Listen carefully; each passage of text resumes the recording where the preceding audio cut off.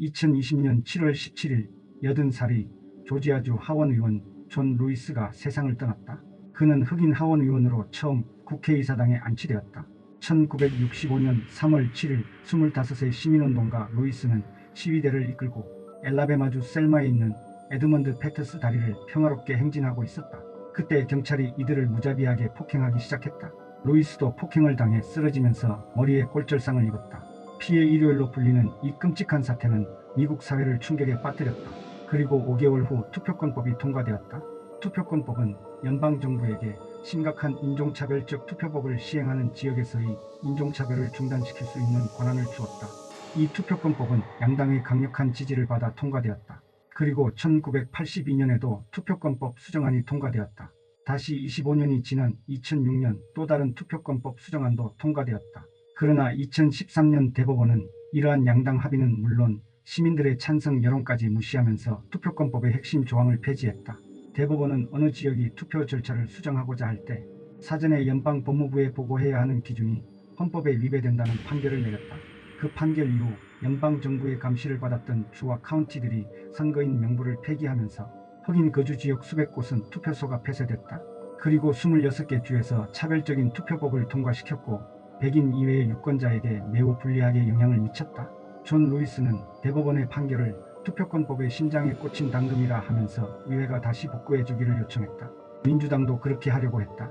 그런데 그 법안은 뜻밖의 장애물을 만난다. 공화당의 대표인 맥코널이 투표를 거부했고 심지어 투표권 촉진법 논의를 위한 본회의도 허락하지 않았다. 그리고 7개월 후 루이스가 세상을 떠났다.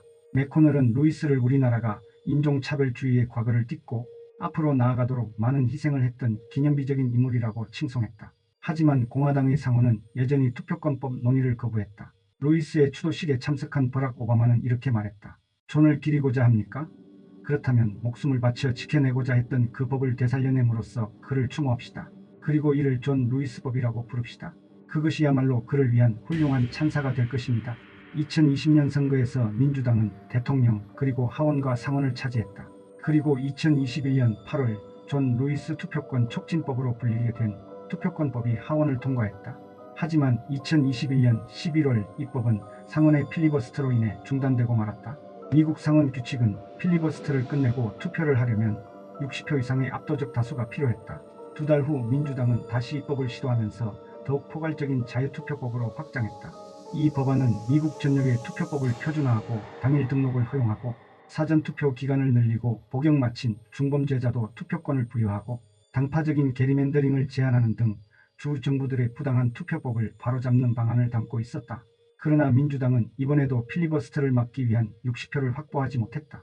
그러자 민주당은 다수의 찬성으로 투표권법이 통과되도록 필리버스터 규정을 수정하고자 했지만 이번에는 민주당 상원의원 2명이 제동을 걸었다.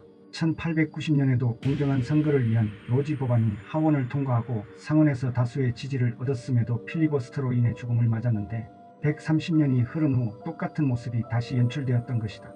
투표권법의 폐지는 미국의 정치제도가 그다지 민주적이지 않다는 사실을 명백하게 보여준다.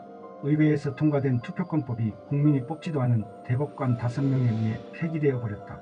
상원 다수를 차지한 공화당이었지만 유권자 수로 따지면 소수인 민주당이 700만 명이나 많다.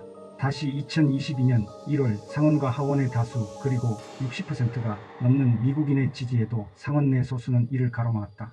미국 사회는 어쩌다가 정치적 소수가 이렇게 권력을 휘두를 수 있는 상황에 빠지게 된 것일까? 미국의 투표권법 폐기 관련 내용을 보면 대한민국의 현실을 자연스럽게 떠올리게 된다. 야당이 통과시키는 민생 법안들은 죄다 대통령에 의해 거부되어 제2결 정족수를 채우지 못하고 사라졌다. 대통령과 배우자와 관련된 엄청난 의혹을 확인하고자 제정한 특별검사법도 마찬가지 운명이 되었다. 지금은 대통령이 탄핵 심판 중이고 내란 우두머리 재판을 받고 있지만 대통령 권한대행은 어떤 민생 법안과 특별검사법도 거부하고 있다. 심지어 당연히 임명해야 할 헌법재판관 임명조차 헌법재판소의 위헌 결정에도 불구하고 모르쇠로 일관하고 있다. 그런데 내란에 동조한 것이 매우 의심될 뿐만 아니라 헌법재판관 임명을 거부하여 탄핵된 국무총리에 대해 헌법재판소는 기각 판결하여 업무 복귀를 시켰다. 대통령의 탄핵 심판의 결정은 언제 날지 기약할 수 없이 늘어지고 있다. 나라가 어디로 가는지 알 수가 없다.